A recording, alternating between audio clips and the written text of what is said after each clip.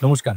Post অফিসের বিভিন্ন স্কিমের ভিডিওতে আপনারা বারবার কমেন্ট করে জানান যে পোস্ট অফিসের বিভিন্ন স্কিমের টাকা উইথড্রয়ালে আমাদের অধিক সমস্যা হয় এবং তাই যদি পোস্ট অফিসের এটিএম কার্ড কিভাবে বানানো যায় সেই নিয়ে আপনারা কমেন্ট করে একটি ভিডিও বানাতে বলেন।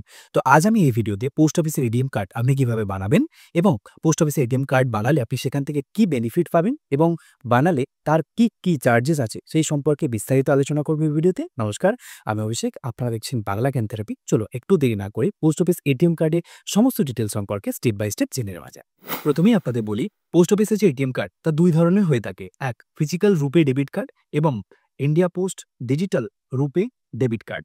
এই দুই ধরনের কার্ডেরই কি বেনিফিট এবং কি চার্জেস আছে সেই সম্পর্কে আমরা এই ভিডিওতে স্টেপ বাই স্টেপ জানবো। পোস্ট অফিস ফিজিক্যাল রুপে ডেবিট কার্ড, এই কার্ড আপনি আপনার সেভিংস অ্যাকাউন্টের এগেনস্টে, অর্থাৎ আপনার পোস্ট অফিসে যদি কোনো সেভিংস অ্যাকাউন্ট থাকে সেখানে আপনি অফলাইনে নির্দিষ্ট ফর্ম ফিল আপ করে, অর্থাৎ এটিএম এর জন্য যে নির্দিষ্ট ফর্ম আছে সেই ফর্ম ফিল আপ করে আপনি পোস্ট অফিসে যে ফিজিক্যাল রুপে ডেবিট কার্ড সেটির জন্য অ্যাপ্লিকেশন করবেন এবং 15 থেকে 30 দিনের মধ্যে আপনি বাড়িতে বসে সেই ফিজিক্যাল কার্ড আপনি রিসিভ করবেন। এবং এই কার্ড রিসিভ করার সঙ্গে সঙ্গে এই বক্সের মধ্যে বা প্যাকেটের মধ্যে আপনার যে 4 সংখ্যার যে গোপন কোড, অর্থাৎ যে সংখ্যা দিয়ে আপনি ট্রানজ্যাকশন করবেন সেই 4টি কোড আপনার ওই প্যাকেটের মধ্যেই থাকে। তা আপনাকে নতুন করে ব্যাংকে গিয়ে বা পোস্ট অফিসে গিয়ে নতুন করে পরিবর্তন করার জন্য আপনাকে আবেদনও করতে হয় না। আপনি নিজেই কোনো এটিএম কার্ড মেশিনে গিয়ে সেখানে গিয়ে আপনি নিজে থেকেই পরিবর্তন করতে পারবেন ভবিষ্যতে, এবং আপনি ওই সেম ওটিপি দিয়েও বা সেম সংখ্যা দিয়েও আপনি কিন্তু ওই কার্ডটি, অর্থাৎ ওই এটিএম কার্ডটি আপনি ব্যবহার করতে পারবেন বছর পর বছর। পোস্ট অফিস রুপে ফিজিক্যাল ডেবিট কার্ড ইউজ করে আপনি যে কোনো এটিএম থেকে টাকা তুলতে পারবেন। আপনি পোস্ট অফিসের যে এটিএম নির্দিষ্ট সেখান থেকে আপনি যেমন টাকা উইথড্র করতে পারবেন, সেরকম আপনি যে কোনো এটিএম, অর্থাৎ যে কোনো ব্যাংকের এটিএম থেকেও কিন্তু আপনি ওই সেম এটিএম কার্ড ইউজ করে টাকা উইথড্র করতে পারবেন। আপনি একদিনে ম্যাক্সিমাম 25,000 টাকা উইথড্র করতে পারবেন একদিনে, এবং আপনি একবারে, অর্থাৎ ওয়ান টাইম আপনি এটিএম ট্রানজ্যাকশন করিয়ে কিন্তু শুধুমাত্র 10,000 টাকা আপনি উইথড্র করতে পারবেন, যেটি অন্যান্য এটিএম এর ক্ষেত্রেও সেম নিয়ম। আপনি একবারে 25,000 টাকা উইথড্র করতে পারবেন না, আপনাকে 10,000 করে আপনাকে উইথড্র করতে হবে। এবং মনে রাখবেন, যেহেতু পোস্ট অফিসের এটিএম কার্ড সমস্ত ব্যাংকেই আপনি উইথড্র করতে পারবেন এবং পোস্ট অফিসের নিজস্ব এটিএম থেকেও আপনি উইথড্র করতে পারবেন, কিন্তু দুটোর ক্ষেত্রে চার্জেস কিন্তু আলাদা। এটিএম কার্ড আর ডেবিট কার্ড ইউজ করে আপনি যদি পোস্ট অফিসের নির্দিষ্ট এটিএম থেকেই আপনি টাকা উইথড্র করেন, তাহলে আপনি মাসে যত খুশি ট্রানজ্যাকশন করতে পারেন, তার কোনো লিমিট নেই। আপনার মাসে যদি 30 দিনে 30 বারও ট্রানজ্যাকশন করেন, তাতেও কোনো রকম কোনো চার্জেস কাটা যাবে না, অর্থাৎ জিরো চার্জেস। কিন্তু যেহেতু এই কার্ড ইউজ করে আপনি যে কোনো ব্যাংকের এটিএম থেকে টাকা তুলতে পারেন, উদাহরণস্বরূপ আমি বলতে পারি আপনি পোস্ট অফিসে এটিএম কার্ড নিয়ে গিয়ে এসবিআই এটিএম বা এইচডিএফসি এটিএম এরকম যে কোনো ইত্যাদি এটিএম থেকে আপনি টাকা উইথড্র করতে পারেন। কিন্তু সেই উইথড্রয়ালের ক্ষেত্রে আপনি কিন্তু মাসে 3টি ট্রানজ্যাকশন করতে পারবেন, অর্থাৎ 3 বার আপনি মাসে ট্রানজ্যাকশন করতে পারবেন ম্যাক্সিমাম। এবং আপনি যদি গ্রাম বা মফস্বলে বসবাস করেন, তাহলে সেক্ষেত্রে কিন্তু আপনি 5টি ট্রানজ্যাকশন করতে পারবেন মাসে।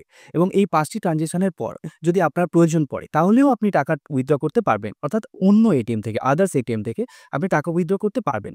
সেক্ষেত্রে কিন্তু আপনার চার্জ লাগবে প্রতি ট্রানজ্যাকশনের জন্য 20 টাকা প্লাস জিএসটি। এই চার্জটা আপনাকে দিতে হবে প্রত্যেকটা ট্রানজ্যাকশনের ক্ষেত্রে। এটি শুধুমাত্র কিন্তু আদার্স ব্যাংকের এটিএম থেকে যখন আপনি টাকা উইথড্র করবেন। শুধু যদি আপনি পোস্ট অফিসের নির্দিষ্ট এটিএম থেকেই টাকা উইথড্র করেন, তাহলে কিন্তু আপনি মাসে যত খুশি ট্রানজ্যাকশন করতে পারবেন এবং তার জন্য কোনো রকম কোনো চার্জেস নেই। পোস্ট অফিস ফিজিক্যাল রুপে ডেবিট কার্ড সম্পর্কে আমরা জানলাম, যেটি আপনার হাতে আপনি পান, এবং সেই এটিএম কার্ডের যা চার্জেস আছে।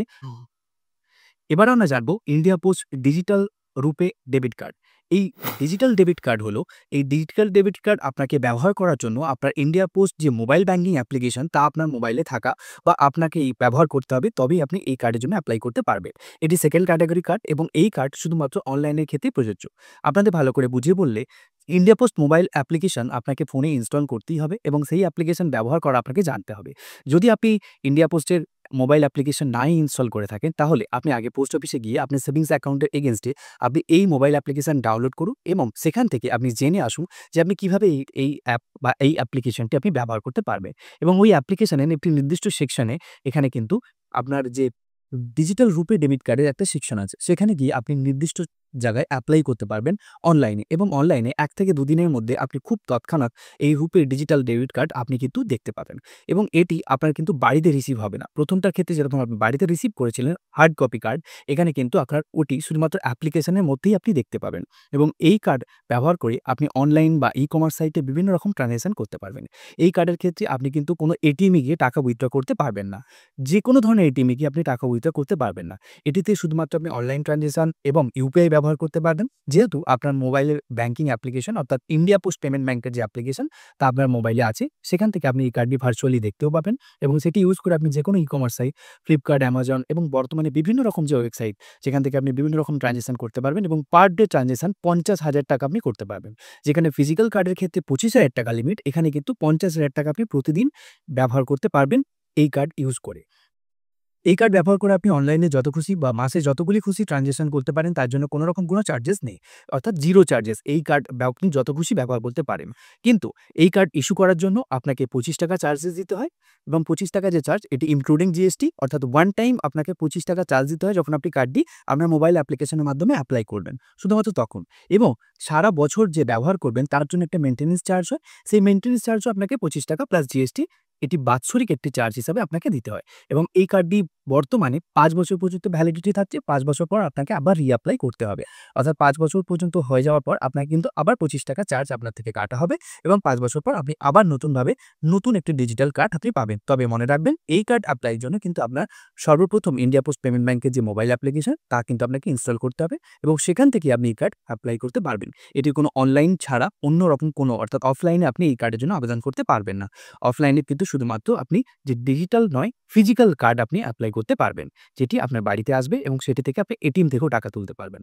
পোস্ট অফিসে যে ২ ধরনের এটিএম কার্ড হয় সেই সম্পর্কে আমি আপনাদের জানালাম। এবার আপনারা নিজেরাই বিচার করে দেখতে পারেন যে আপনার জন্য কোনটা সুবিধাজনক। কিন্তু তা সত্ত্বেও অনেকে বলেন যে আপনার মতে কোনটা? যদি আমার মত জানতে চান তাহলে আমি বলব, যারা অনলাইনে ট্রানজ্যাকশনের ক্ষেত্রে বা অনলাইনে প্রচুর ট্রানজ্যাকশন করে থাকেন এবং অনলাইন বিভিন্ন রকম মোবাইল অ্যাপ্লিকেশন ব্যবহার করতে খুব স্বাবলম্বী, তারা খুব সহজ সরলভাবে অবশ্যই যে অনলাইন ডিজিটাল ডেবিট কার্ড, এই ডিজিটাল ডেবিট কার্ড আপনারা ইউজ করুন। এ থেকে আপনি প্রচুর বেনিফিট পাবেন কারণ এর চার্জেস খুবই কম এবং সারা বছর আপনি যত খুশি চার্জেস এড়িয়ে যেরকম খুশি ট্রানজ্যাকশন করতে পারেন অনলাইনের ক্ষেত্রে। মনে রাখবেন কিন্তু আপনি কোনো এটিএম উইথড্রল করতে পারবেন না। সেক্ষেত্রে আপনি অন্য এটিএম ব্যবহার করতে পারেন। যে সমস্ত বয়স্ক নাগরিকদের বিভিন্ন রকম স্কিমে ইনভেস্টমেন্ট করা আছে এবং প্রত্যেক মাসে পোস্ট অফিসে গিয়ে টাকা উইথড্রয়ালের প্রয়োজন পড়ে, তাদের ক্ষেত্রে কিন্তু পোস্ট অফিসের ডিজিটাল ডেবিট কার্ড কোনো কাজে নয়। কারণ তাদের ক্ষেত্রে ফিজিক্যাল যে ডেবিট কার্ড, সেই ফিজিক্যাল ডেবিট কার্ড অর্থাৎ যেটি আপনি বাড়িতে রিসিভ করেন, রূপে ডেবিট কার্ড, সেটি আপনার প্রয়োজন। কারণ সেটি ইউজ করে আপনি যেকোনো সময় পোস্ট অফিস থেকে হোক বা আপনি পোস্ট অফিসের বাইরে যেকোনো রকমের এটিএম কার্ড থেকে আপনি কিন্তু এটিএম কার্ড ইউজ করে টাকা উইথড্র করতে পারবেন